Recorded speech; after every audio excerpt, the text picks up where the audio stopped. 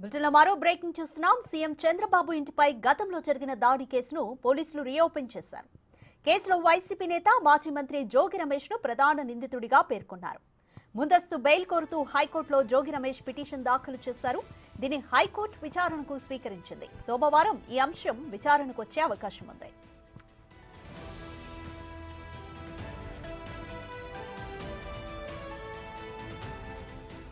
More details మా ప్రతినిధి Shiva phone line లో అందిస్తారు. శివ, చంద్రబాబు ఇంటిపై గతంలో జరిగిన దాడి కేసును పోలీసులు అయితే రీఓపెన్ చేశారు. కంప్లీట్ డీటెయిల్స్ ఏంటి?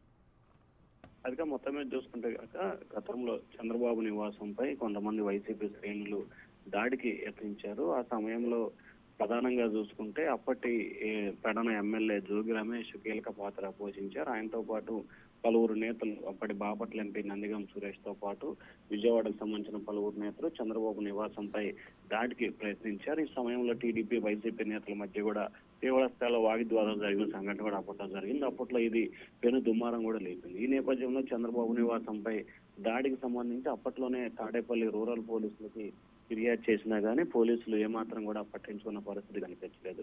తిరిగి తెలుగుదేశం ప్రభుత్వం అధికారం రావడంతో కూడా హోంమంత్రి అనిత ఈ రెండు కేసుల్ని చాలా సీరియస్ గా, ఏదైతే తెలుగుదేశం పార్టీ కార్యాలయంపై దాడిని, అలాగే చంద్రబాబు నివాసంపై దాడి యత్నం, ఈ రెండు కేసులను కూడా చాలా సీరియస్ గా కూడా తీసుకొని దర్యాప్తును ప్రారంభించాలని చెప్పి పోలీసులను ఆదేశించారు. మరొక వైపు పోలీసులు కూడా ఏదైతే గతంలో నమోదైన కేసులన్నింటినీ కూడా తిరిగి రీఓపెన్ చేస్తున్నారు. పార్టీ కార్యాలయంపై దాడి విషయంలో కానీ, ఇలా తాజాగా చంద్రబాబు నివాసంపై దాడి యత్నానికి సంబంధించి కూడా రెండు కేసులు కూడా రీఓపెన్ చేసిన పరిస్థితి కనిపిస్తుంది. ఈ నేపథ్యంలోనే ఈ కేసుకు సంబంధించి 2 రోజుల క్రితం పోలీసులు రీఓపెన్ చేసి అప్పటి సీసీ ఫుటేజ్ ని అప్పటి నుంచి వివరాలు సేకరిస్తున్నారు. అప్పట్లో ఏదైతే చంద్రబాబు నివాసంపై దాడి ప్రయత్నించిన సమయంలో సంఘటనా స్థలంలో అప్పటి తెలుగుదేశం పార్టీ ఎమ్మెల్సీ, ఇప్పటి తెలుగుదేశం పార్టీ నేత బుద్దా వెంకన్నతో పాటు పలువురు విజయవాడ నేతలు ఉన్నారు. వారి వద్ద నుంచి కూడా కొంత స్టేట్మెంట్ తీసుకున్నట్లు కూడా తెలిసింది. ఈ నేపథ్యంలోనే పోలీసులు కొంత కీలకమైన సాక్ష్యాలను సేకరించారు. ఈ నేపథ్యంలో జోగి రమేష్ ని ప్రధాన నిందితుడిగా భావిస్తూ కూడా తాడేపల్లి రూరల్ పోలీసులు కేసు రీఓపెన్ చేసినట్టు తెలుస్తోంది. ఈ నేపథ్యంలోనే ముందస్తు బెయిల్ పిటిషన్ ఇవ్వాలని చెప్పి కూడా